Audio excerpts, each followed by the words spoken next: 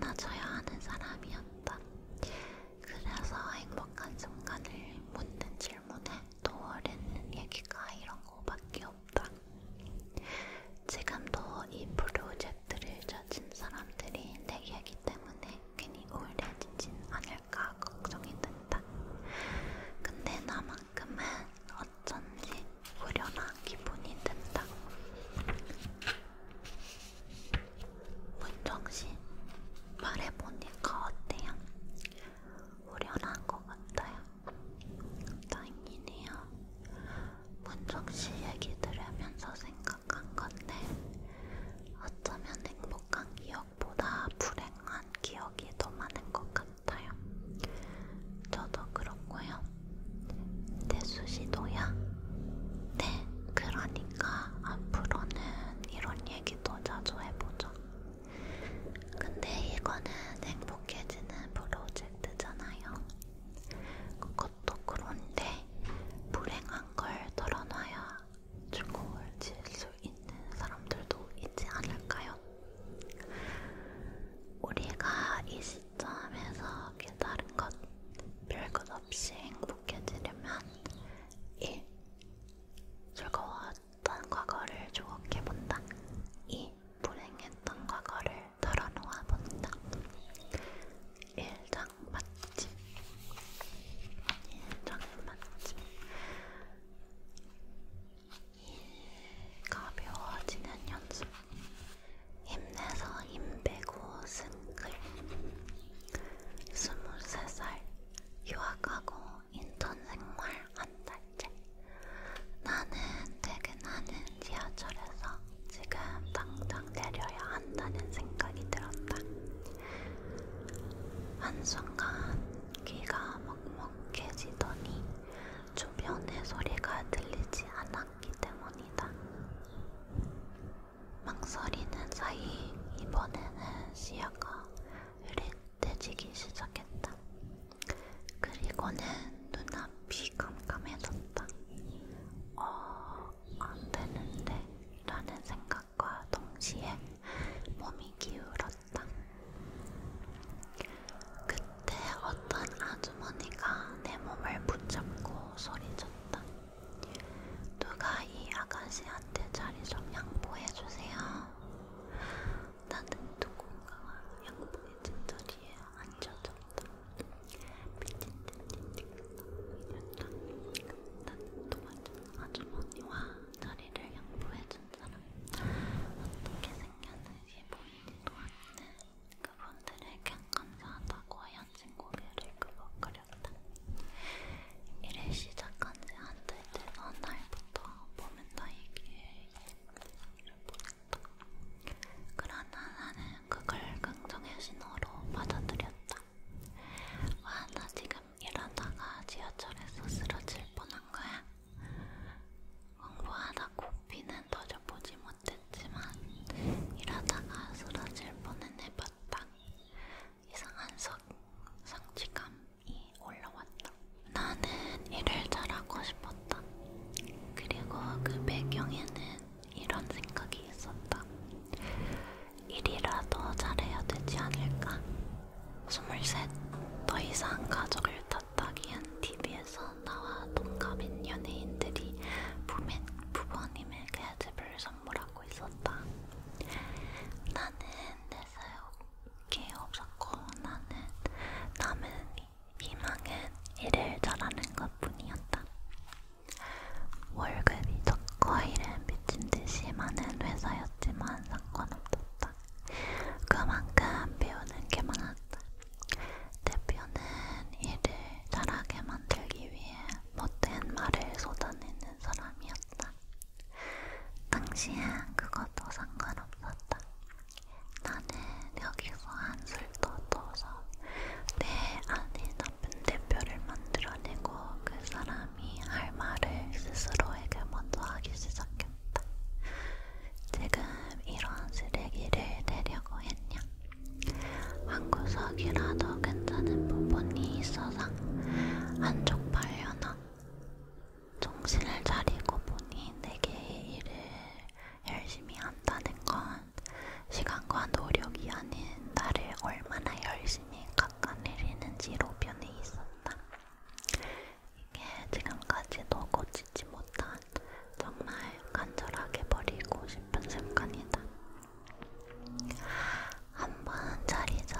거는 쉽게 고쳐지지 않는다. 회사를 그만둬도 내게는 여전히 그 못된 습관이 남아있다. 그러다 보니 스스로에게 결과물을 보여주는 것도 두려워서 일을 시작하는 시간을 자꾸만 늦춘다. 어느 날 마감 기한을 지키지 못하고 힘들어하던 내게 친구가 말했다. 너한텐 힘내라고 하지 말고 힘 빼라고 해야겠다.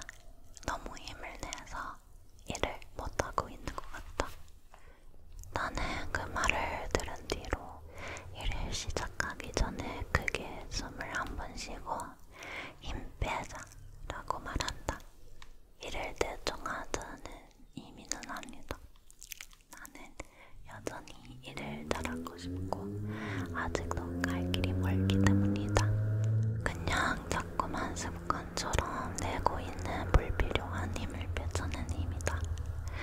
물론 그렇게 말하고 시작해도 나는 모자란 어른이기 때문에 방심한 사이에 여기 튀어나오기도 한다. 그럴 땐 또 너무 힘내고 있었네. 다시 힘 빼자 하고 일을 한다.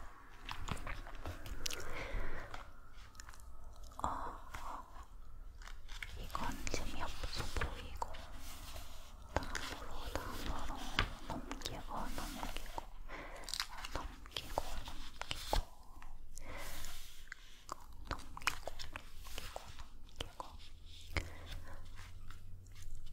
다친 길고양이 이야기.